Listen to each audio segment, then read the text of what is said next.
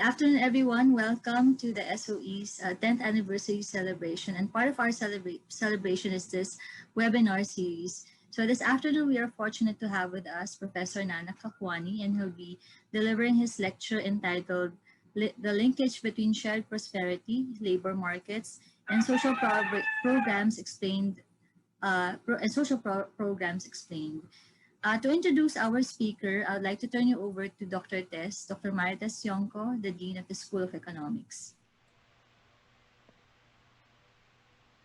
Good afternoon, everyone. I hope you are all safe and happy. It is with great honor that I introduce to you our dear Professor Nana Kakwani. Dr. Nana Kakwani is currently a visiting professor of economics in China Institute for Income Distribution at Beijing Normal University. He has been a professor of economics for 30 years at the University of New South Wales in Sydney, Australia, and until 2006 was principal researcher and director at United Nations Development Program's International Policy Center for Inclusive Growth in Brazil. He has also served as economist, consultant, senior fellow with the World Institute Development Economics, Asian Development Bank, and the World Bank. His research areas include poverty, inequality, pro-poor growth, taxation, public policies, and human development. He has published more than 100 articles in leading international journals, including 9 papers in Econometrica and 5 books, one of which titled Social Welfare Functions and Development, Measurement and Policy Applications, co-authored by Dr. Son, was launched here in DLSU at the DLSU Research Congress in 2017. His next book on economic inequality and poverty with policy applications with the Oxford University Press will be coming out soon, so watch out for it. He is well known for the Kakwani Index, which it has been a standard measure for progressivity, for taxation, and other social intervention. A fellow of the Australian Research Committee of Social Science and of the Academy of Social Sciences in Australia, a member of the advisory board of the Journal of Economic Inequality, a member of steering committee of Poverty and Economic Policy Network, and a Mahalanobis Gold Medal awardee for his outstanding contribution in quantitative economics. Let me now give you Professor Nana Kakwani, all the way from Sydney. I'm very delighted to deliver this lecture. Thank you, Tess, for your very kind introduction. Now you can see from this picture of my PowerPoint that many women are working. So, which means that I'm going to talk about labor market. Now, at the outset, let me say that how in practice, how different economies work. Now, every economy produces thousands of goods and services every day, maybe every hour.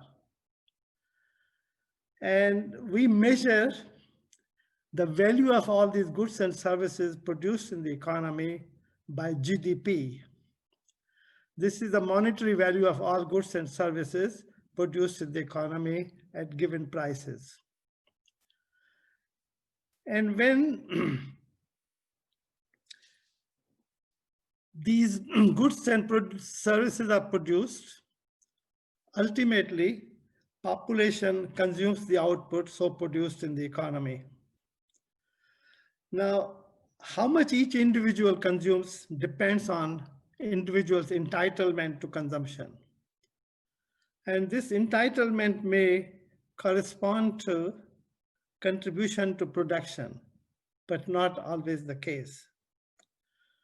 And income is a composite measure of people's entitlement.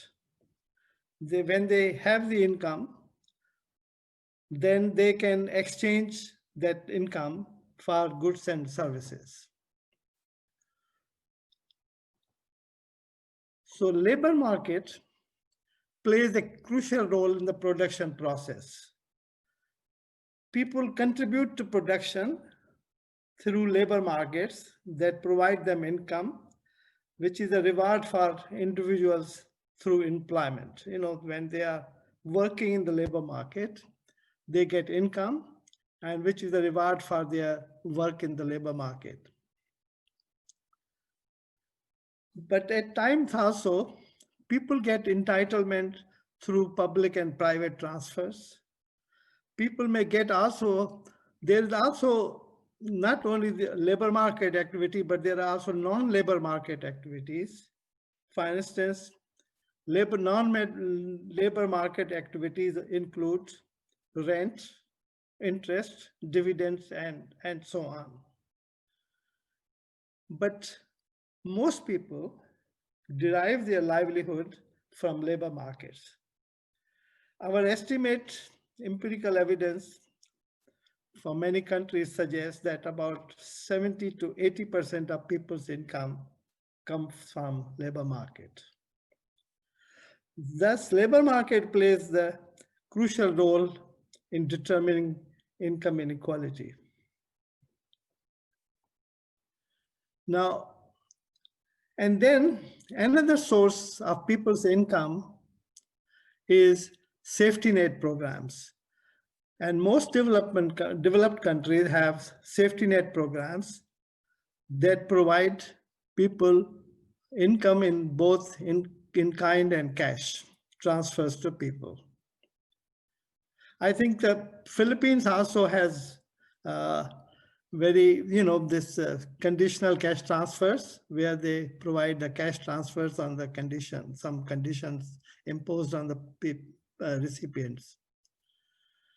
So, but these developed countries cover a significant portion of their population. For instance, safety net programs in Australia, they cover a large proportion of population from variety of programs they have. So that's why Australia is also called a welfare state. But most of these programs are means tested. But nowadays, a growing number of developing countries are also investing in a variety of social programs to improve welfare of their people. Now, there's a World Bank study that is called a State of Social Safety Nets, 2015, that report. In that report, it reported that 1.9 billion people in the world are now beneficiaries of safety net programs. Actually, I have been involved with safety net program in China. It is called DBAO. And that program covers, I think it is probably the largest program in the world. It covers about 45 million people. So the main aim of this program is to reduce poverty, but they can also contribute to reduction in income inequality.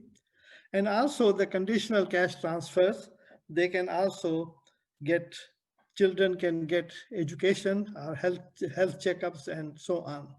So these programs have multiple purpose. Now in this lecture, I will use labor market income generated by the labor market, the people's income generated from these social programs, and also non-labor income. So I will combine that and look at the effect of these labor market and social programs and non-labor income on income inequality. So we measure these impacts using the real world data obtained from Brazil in this lecture. But I gather that Philippines household surveys have sufficient information to replicate the analysis which I'm going to present. I think the EPIS survey has a lot of information on labor market and social programs, so which can be effectively utilized to replicate the analysis which I'm going to discuss now. So in this lecture, I will also be interested in finding out the causes of inequality reduction in Brazil.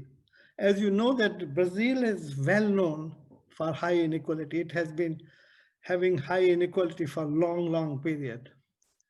But during the period from 2001 to 2012, I discovered when I was in Brazil that income inequality was declining sharply.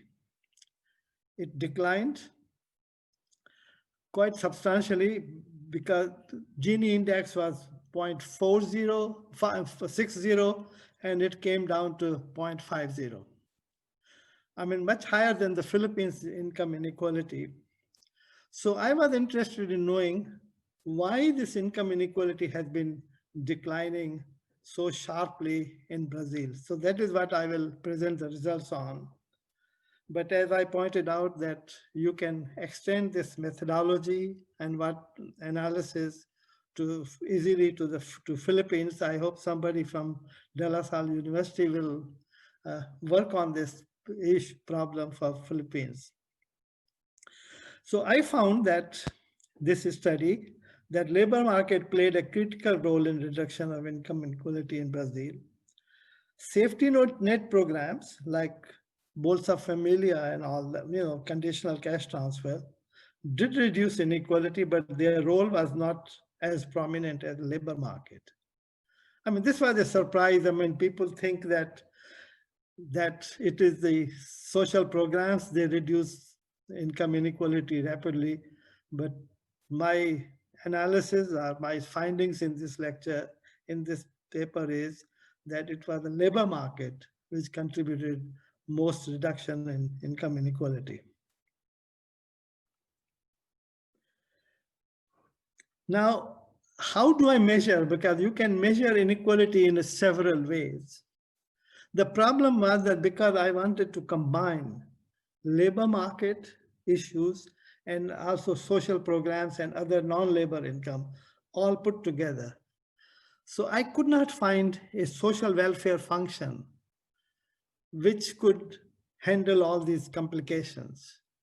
So what I did was I used the idea of shared prosperity, which has been recently proposed by the World Bank.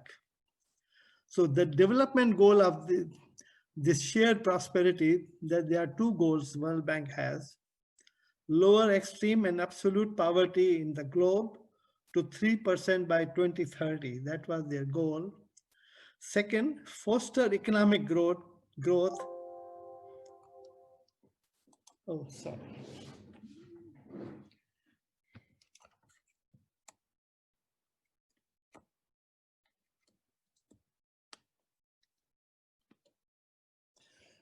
Yeah, foster economic growth of the bottom 40% of the population. That was the idea of the World Bank.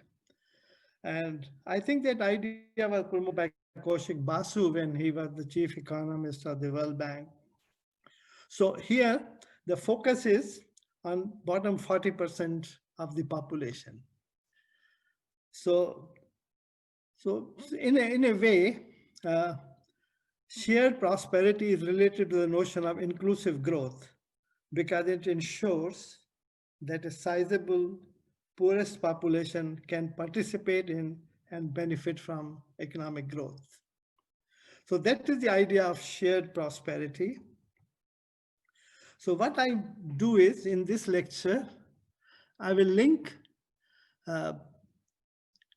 linkages between 4 dimensions: the growth patterns, equality, labor market performance, and social policy. But I also include in this non-labor incomes like interest, dividends, and so on. So we make the distinction between average prosperity and shared prosperity. Average prosperity is the prosperity of the whole population, our average standard of living, and shared prosperity is the prosperity of the bottom 40% of the population, the poor ones. So, so we focus on economic growth measures, the growth rate in mean income of the entire population, that we call it as economic growth. And shared prosperity measures the growth in mean income of the poorest 40% of the population. So this is a simple idea, it's a very simple model, but it proved to be a very powerful model to answer many questions. So now, let me introduce uh, some concepts. So average prosperity is the mean income, which is the mean income of the whole population.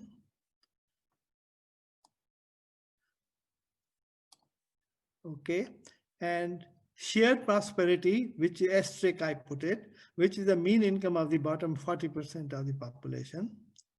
And I measure equality in shared prosperity is defined as proportional gain in prosperity due to equality. So it is given by, the mean income of the bottom 40% population divided by mean income of the whole population. So this is the measure of equality. If this measure EX is greater than 1, then it implies that there is equality. And if it is less than 1, we say is inequality.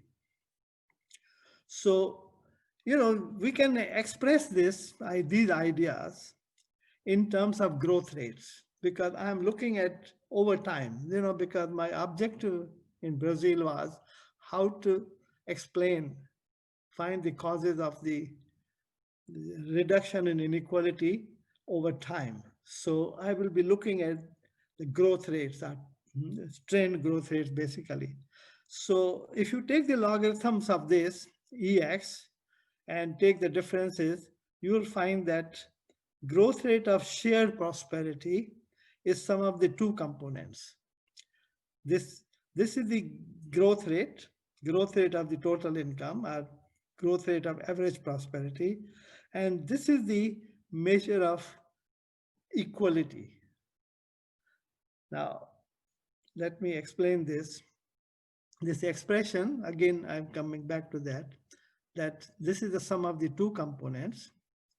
Now, this one is the growth rate in equality. The equality is defined by the ratio of the bottom 40% population to the total population.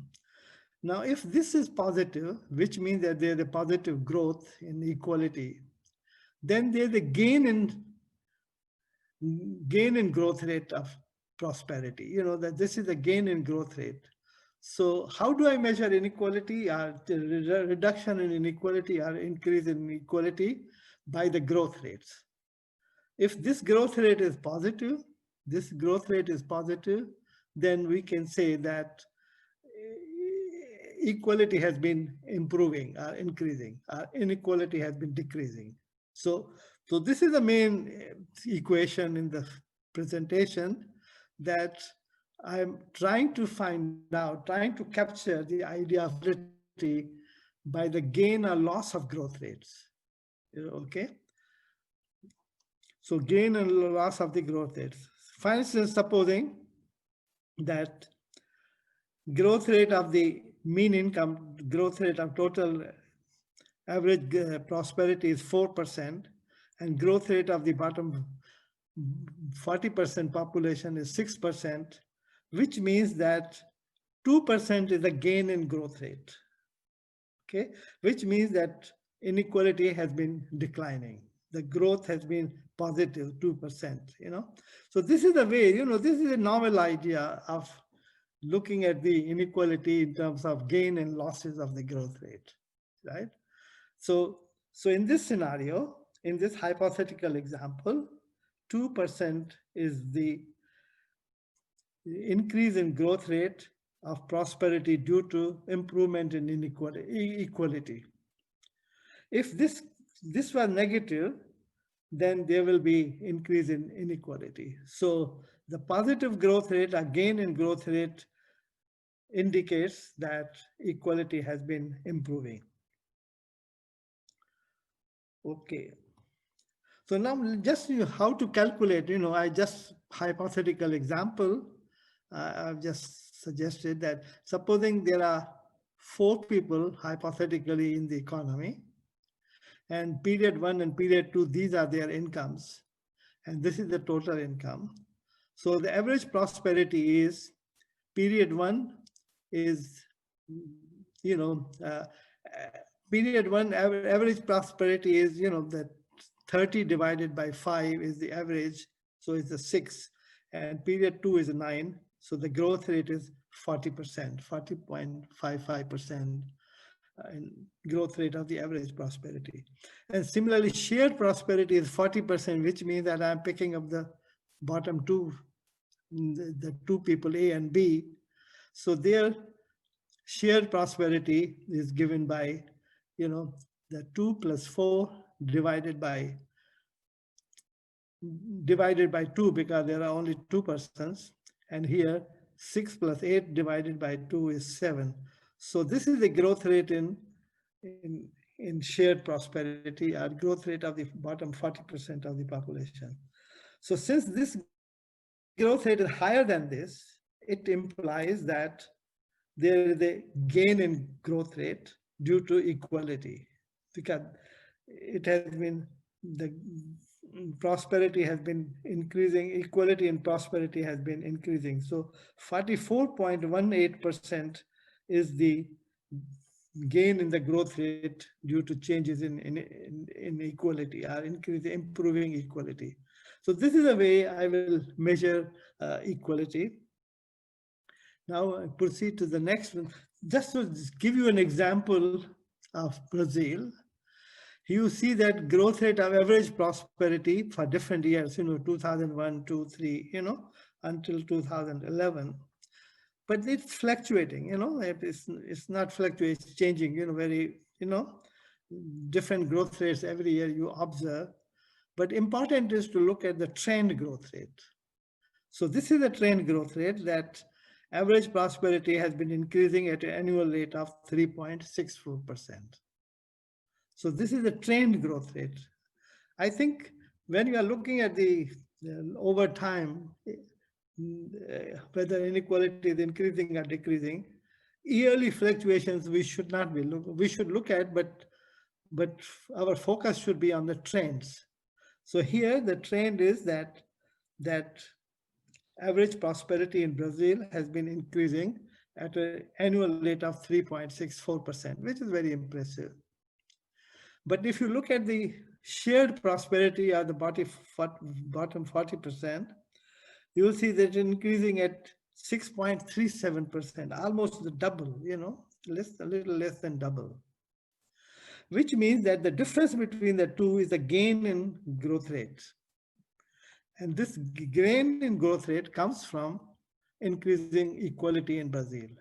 So conclusion is that this data shows that equality in Brazil has been improving over time, over a period of 2001 to 2012. It has been improving, and every year the annual gain of prosperity is 2.73%, which means that it's very impressive performance Brazil has achieved.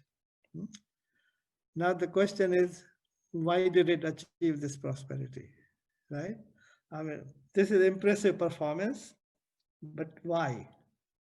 This is what now I will turn to. So first I will look at the labor market, and then I will look at the social programs.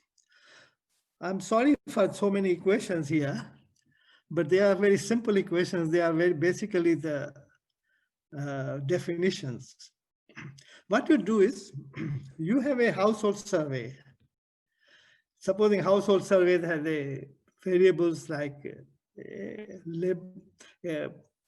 average per capita labor you can calculate per capita labor income, per capita employment from the household surveys, per capita labor force participation rate, and so on. So we derive this information from household surveys. And Philippines has all that information. So you can calculate, these are the definitions, that this is the average per capita labor income. Okay, why? This is the average per capita employment. Hmm? I want to know whether increasing employment, does it have any impact on inequality? Many people think, oh, you know, to help the poor, we should increase the employment, right? And so that's a very important indicator among many economists. But here I will prove that its impact is not that significant. And then also, there are part-time workers, full-time workers in the labor market. So we have to work, adjust to the hours of work rather than the total employed persons, So this H bar is the average per capita hour of work by employed person, that how many hours they are working, If they are working, say, 8 hours a day, then they may be called full-time employees, but in Manila, I found that many people work much longer hours, much longer hours, And so, and then also you can get from the survey, household survey, what is the educational level, how many years of schooling they have achieved, the education attainment. So S bar is the educational attainment, right? So from these, we obtain average employment rate, which is the employed person as the ratio of the total labor force. And 1 minus ERB will be the average unemployment rate.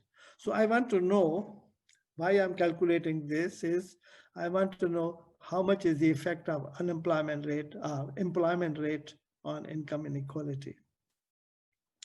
And average hours of work per employed person.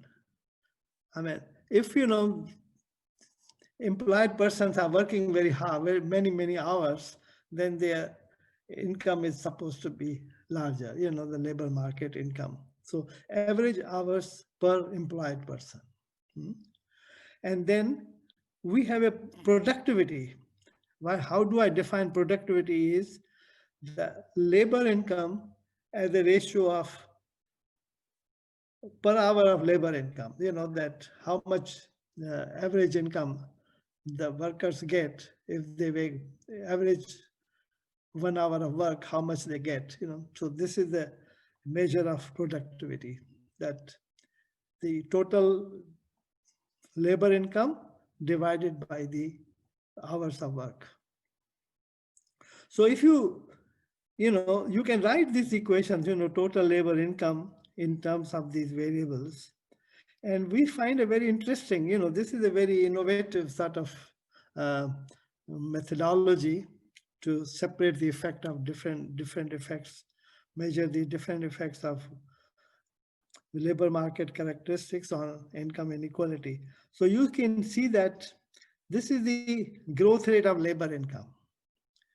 And this is the growth rate of employment rate, that it will tell you if employment rate increases by, say, 1%, how much it will contribute, giving other factors constant, how much it contributes to labor income, growth rate in labor income. And this is the hours of work per employed person. So this is the growth rate of hours of work per employed person. And this is the growth rate of productivity. P, I call it productivity. And this is the labor force participation rate, that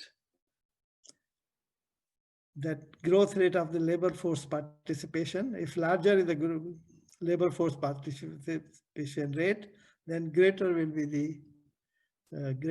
the growth in labor income. So this equation is very important, very simple. It explains the growth rate of labor income in terms of growth rates of 4 factors: employment rate, hours of work, labor productivity, and labor force participation rate. These are the main labor market indicators I'm using here. Okay. Now, let me now also explain what do I mean, how do productivity. Now, productivity means that how much per hour of work, how much if you work 1 hour of work, the labor income you get, that is the productivity per hour of work. Now, and schooling is a major factor that influences productivity. I mean, as you know that people who have more number of years of schooling, who are more skilled labor, they get more money from the labor market for same number of hours worked. And but also there's another factor, which is the rate of return from rate of returns of the schooling. That if you do 1 year of schooling or 2 years of schooling, 3 years of schooling, how much you get for per year of schooling, the rate of return. So this is a new variable which I'm talking about, the average rate of return. So this is the average labor income, and this is the average hours of work per employed person. So this is the productivity, and this is the per year of schooling. You divide by the, so this is the rate of return, right? And so the productivity is some of the growth in productivity is some of the rate of return plus the rate is schooling, growth rate in schooling. Okay. So this is a very, so the total productivity is some of the two growth rates. Because rate of return is very important, because if you may be that you are working very long hours and you are paid very little, so you become a working poor, right? So they are not productive jobs, right? So I have to capture this, that rate of return determines the productivity of jobs, and this is the years of schooling, that how much education you have.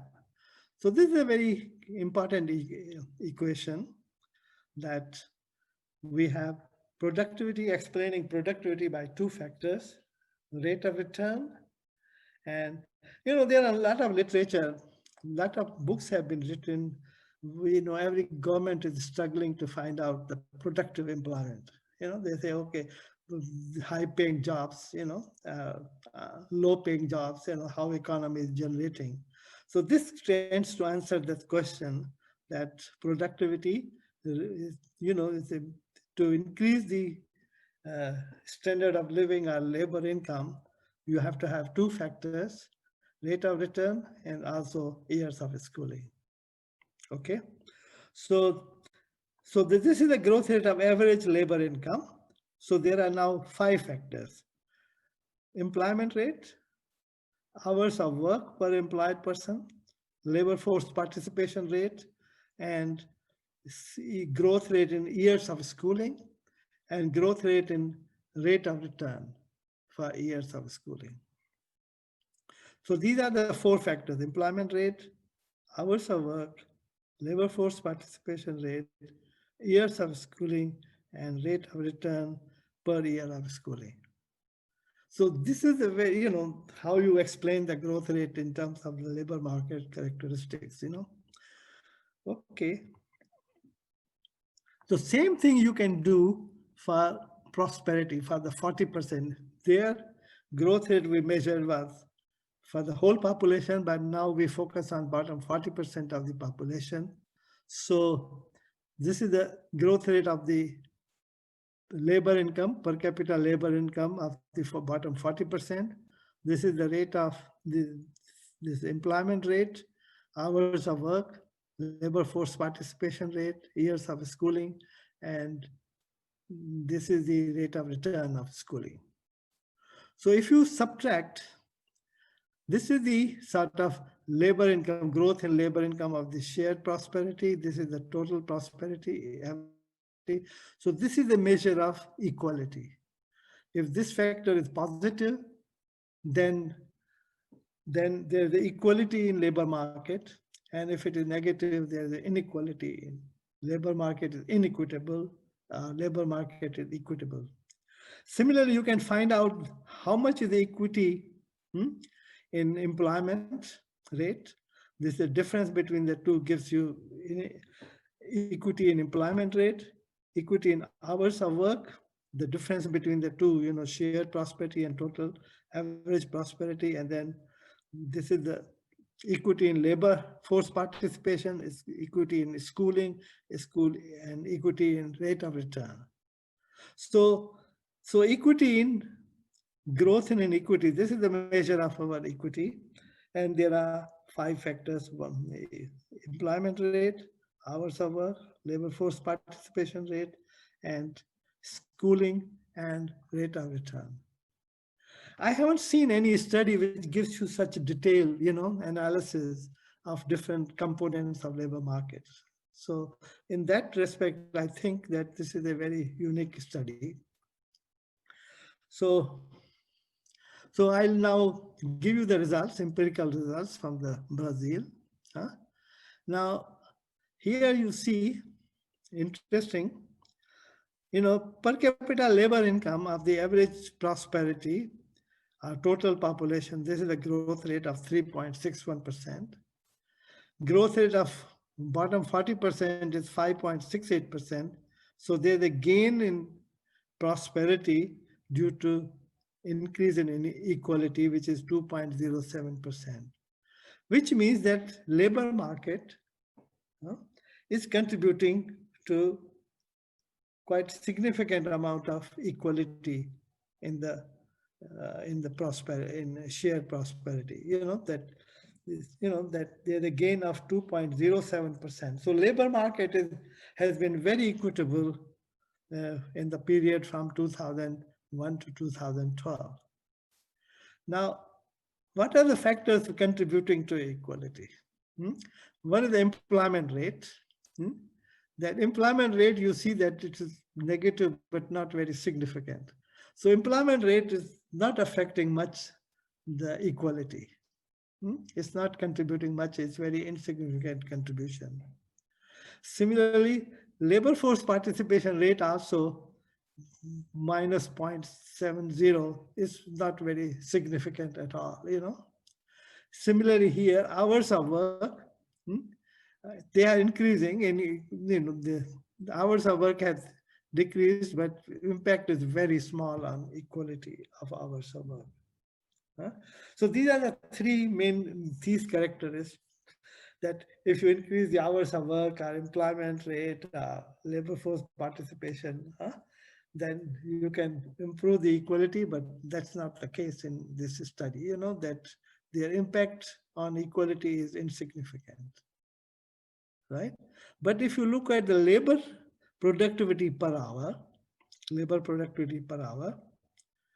this growth rate is 3.18, bottom 40% is 6%. So gain in growth rate is 2.88%, which is a huge gain, Compare the total gain of 2.07, this is a huge gain of 2.88%. So it is a labor productivity in Brazil, which is contributing to reduction in inequality, sharp reduction in inequality because of the labor productivity. Now, if you look at the years of schooling, that is also contributing significantly to 1.96% improvement in growth. And here is the rate of return, which is not as good as, but it's contributing to this. So if you sum all that, you get the total 2.07%. So now what is the conclusion from this? Very interesting conclusion, that what Brazilian government did was expand the education. It expanded the years of schooling, and Interestingly, the expansion was more among unskilled labor. The people who belong to the bottom 40% of the population, they gained more education than the total population. And that is why you get a gain in growth rate of 2.88%. Now here,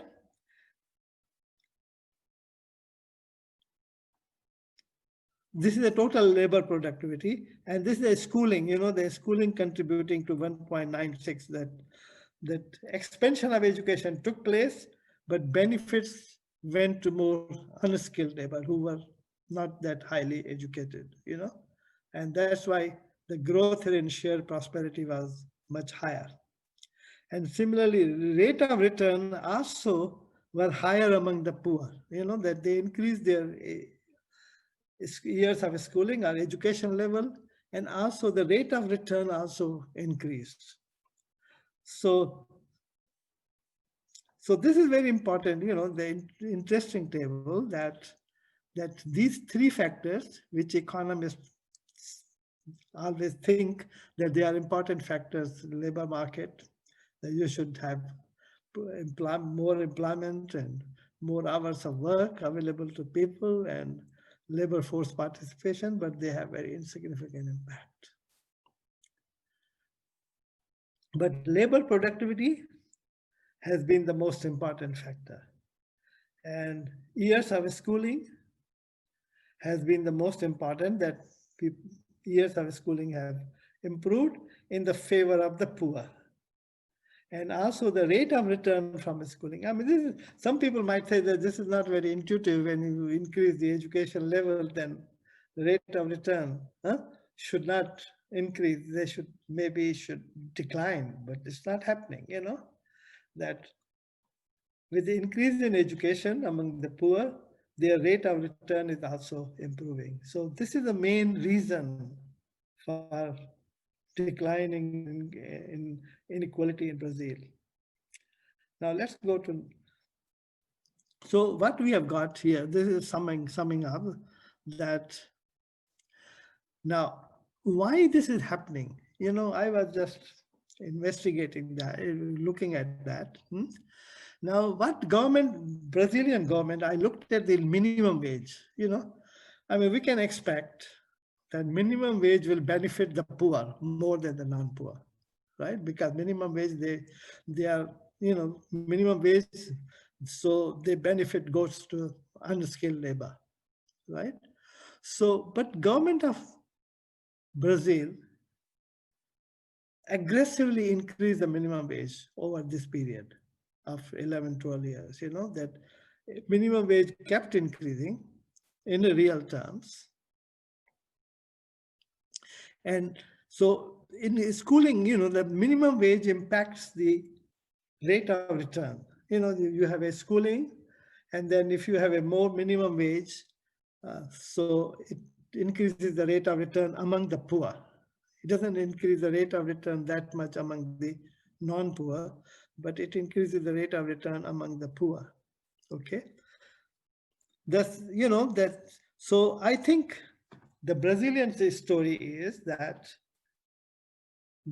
increasing minimum wage, aggressively increasing minimum wage, contributed to increase in rate of return from schooling for the unskilled labor, and that is the reason that the productivity went on increasing, and which benefited the poor than the non-poor.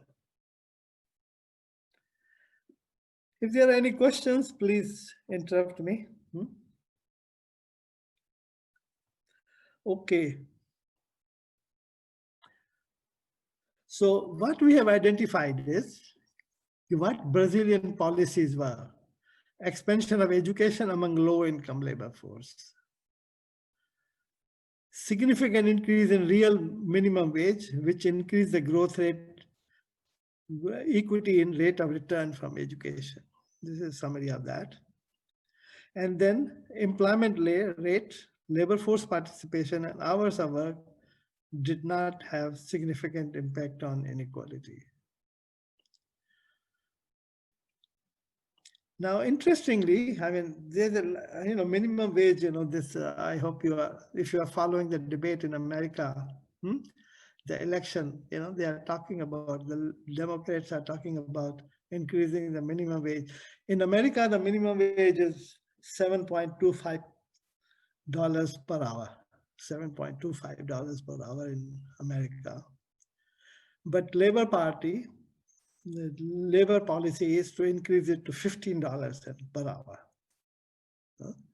Because minimum wage in America, the richest country in the world, is only $7.25 per hour. And Australia, which is not as affluent as America, the minimum wage is here $20 an hour. So huge difference between Australia and America. I think you have in the Philippines also, you have a minimum wage. It's about what, 400 pesos per day or something like that. I'm not 100% sure about that. But in debate in America is that if you are increasing the minimum wage, your objective is to help the poor, unskilled labor who are earning very little, right? Who are the poor. But then debate in America is that Republicans are more focusing on unemployment.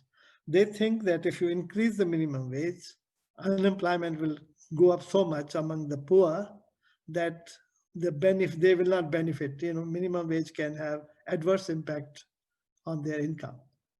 So that is why America, the Republican Party, they don't want to increase the minimum wage at all. Trump policy was not to increase the minimum wage, but I think the Biden's policy is to increase the minimum wage to $15 an hour. So the debate is that increasing minimum wage increases unemployment, and therefore the poor don't benefit from increasing minimum wage. But what happened in Brazil? Brazil, they increased the minimum wage, but employment rate did not change. Why it did not change? Because Brazil was going through mining boom. And this mining boom did not affect the employment rate. Even if they kept increasing the minimum wage, but it had no impact on unemployment rate. So the benefits went to the poor, and that is the main reason that inequality went on declining in Brazil. Now let's see what happens. Now, we talk a lot about labor market, formal and informal sectors. Informal, It's okay. Now, here, this is the total employment rate. So, employment rate, average employment was 90.5. Gosh.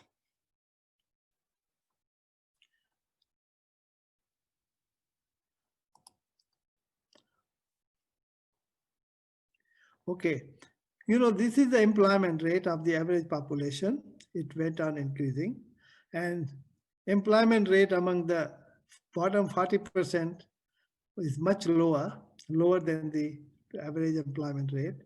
But here, the growth rate is lower of the poor, the employment, it increases. So there's the inequality, in employment generation, there's the inequality because the growth rate is minus here. The equity growth rate due to equity is minus. So employment rate did not help, but it's not very significant. Now then, in Brazil also had a system of formal contract that when you are working even in informal sector, you can have they formalize it. You can have a formal contract working in different households. When I was in Brazil, I wanted to employ a maid to help me in the household chores, to work on the household. So I interviewed a lady and I asked her how much money she will charge. She says she will charge me 4 minimum wage. So they measure wages in terms of minimum wage. I mean, that's interesting there. So I had to sign a formal contract. So here you can see that the the employment rate among the people who are having a formal contract, or you can call it formal sector, the growth rate total was 1.11, and shared prosperity and among the poor, the growth rate was 1.44, which means that in Brazil, among the poor, employment rate did not increase significantly. It actually declined slightly, but contractual employment kept increasing, which means that there was more formalization of the employment in Brazil. And that benefited the poor more than the rich, which means that Brazilian government pushed the idea of contractual employment quite aggressively, and which resulted in uh, improvement in equity in contractual employment. Now, look at the education here. I was talking about education here. The average is increasing. You can see that here. Education level has been increasing at a growth rate of 1.17%. But among the poor, education level has been increasing at a faster rate. So there's the equity in increase in education levels, in the schooling. So, the whole thing boils down to that in Brazil, education level for the poor improved, rate of return for the poor improved because of the minimum wage, and also because when they have a higher education or rate of return increase, then economy was more formalized, and so the contractual employment also increased among the poor relatively more than the non-poor. So this is the whole story about the Brazil. Now let me summarize it. Let me go now to this is about the labor market, okay? Now I will go to non-labor income. Non-labor income includes, interest, dividends, rents, and social programs. So here the total growth rate you can, express as a weighted average growth rate in labor income and growth rate in non-labor income. So I don't have to explain all this whole equation, all these so many equations. I don't have to explain that. But what I'm trying to see that how we can include in the analysis non-labor income. So this is derivations are all about that. So this is the final picture, which I was after, that this includes the labor market and also social programs and non-labor income. So this is a complete picture. It gives you the complete picture. I haven't seen any study which gives you such a complete picture of effect of labor market, effect of social policies, and effect of non-labor income. Now here you can see that this is now we are talking about not the labor income, but total per capita household income. So growth rate here of the household income is 3.64% of the average growth rate. And this is the growth rate of shared prosperity, 6.39. So 2.74% is the gain in growth rate because of increasing equality in Brazil. Now again, employment rate, they are insignificant, hours are worked, but labor productivity is the main contributor, 2.14. Labor productivity. Years of schooling 1.47, returns of schooling 0.67. So total labor income contributes to 1.53. So out of 2.74, 1.53 is the contribution of labor market. This is a huge contribution. And if you look at there are several programs in Brazil. Bolsa Familia, which is the conditional cash transfers, similar to Brazil. And this is the pension, disability pensions and all that, very small. And social security. So from all these social programs, the equality growth is 1.20. And from labor market is 1.53. So labor market is the dominant sector, which is contributing to reduction in inequality. And other incomes like interest and dividends, they are contributing but very insignificant. So this is the major table, which gives you the complete picture of what is happening in Brazil.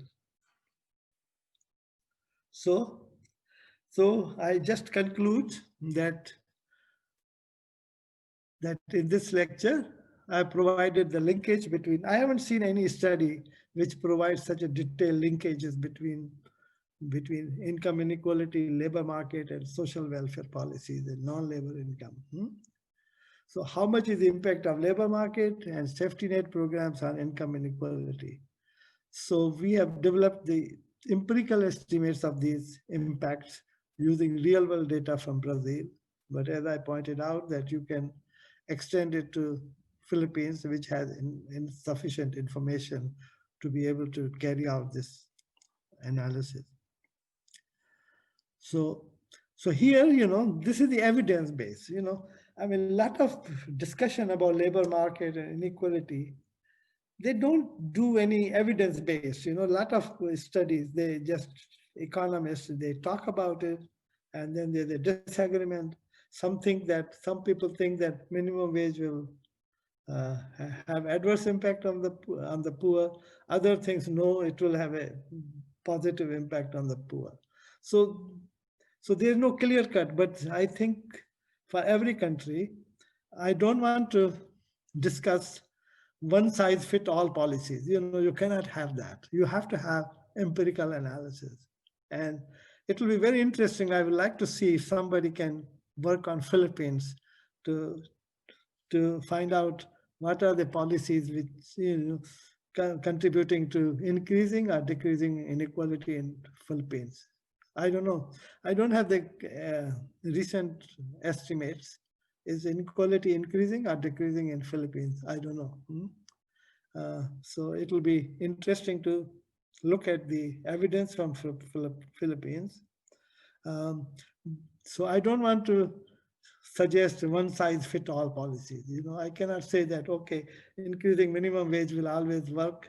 Uh, Expansion of education will always work. I don't want to make any such statements, but in the context of Brazil, we can say, that it is working. So basically here, I have extended the World Bank's model of shared prosperity, and bringing all the linkages between equality, labor market, and social policies. So all this is done in terms of shared growth in gain and loss of growth. I mean, this is a very interesting idea. Intuitive, to me, it is very intuitive idea. Okay, so, again, I just discussed all that. So education, expansion of education, minimum wage, all these are the policies which have helped Brazil to reduce its inequality. But this story is until 2012, because I left Brazil and I haven't done any work on that. But I think I am told that the situation in Brazil has worsened considerably after that. So all these conclusions may not be valid now in Brazil. So this story finishes in 2012. Okay, so almost eight years ago, this was the story. But now Brazil is facing many economic challenges, which I haven't done any work after that. So thank you. I stop here. Test.